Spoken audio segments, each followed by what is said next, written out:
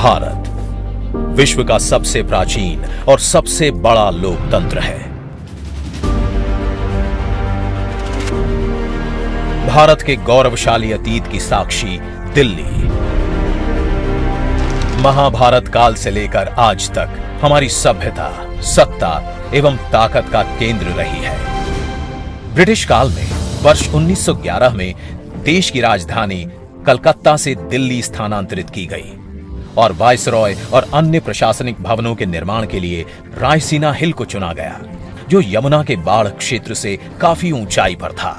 राष्ट्रपति भवन, संसद भवन तथा नॉर्थ एवं साउथ ब्लॉक जो वर्ष 1931 में बनकर तैयार हुए और भारत में शासन का केंद्र बन गए। ब्रिटिश काल में निर्मित इन भवनों में आजादी के लंबे समय बाद आज भी सरकार के महत्वपूर्ण कार्यालय कार्यरत हैं। लेकिन बदलते भारत में अमृत काल के दौर में माननीय प्रधानमंत्री जी ने दिल्ली के सांस्कृतिक एवं ऐतिहासिक नवनिर्माण का बीड़ा उठाया और सेंट्रल विस्टा परियोजना की शुरुआत हुई, जिसके तहत कर्तव्य पथ नवनिर्माण द्वारा 100 एकड़ हरित क्षेत्र जनता को समर्पित किया गया। साथ ही देश को आधुनिक संसद भवन की सौगात दी गई, जहां से भारत का भविष्य गढ़ा जा रहा है।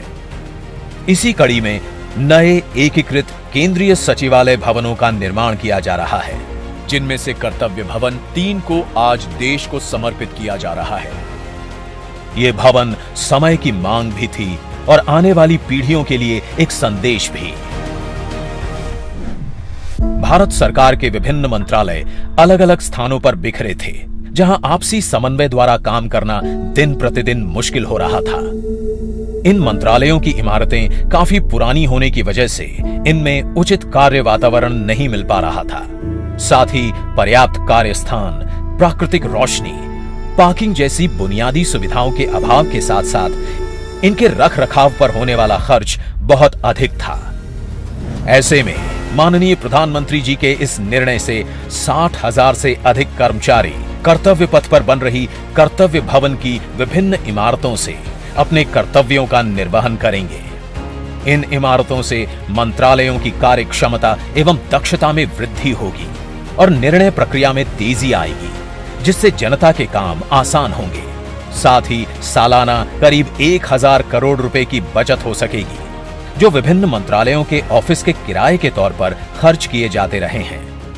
ये इमारतें वर्षा जल संग्रहण, सौर ऊर्जा एवं ई ऑफिस जैसी आधुनिकतम सुविधाओं से युक्त हैं, जो कर्मचारियों को स्वस्थ, संवेदनशील एवं समर्पित कार्य वातावरण प्रदान करेंगी। साथ ही कर्मचारियों की सुविधा हेतु योग कक्ष, जिम, संगीत कक्ष एवं कैफेटेरिया का भी प्रावधान इन भवनों में किया जा रहा है।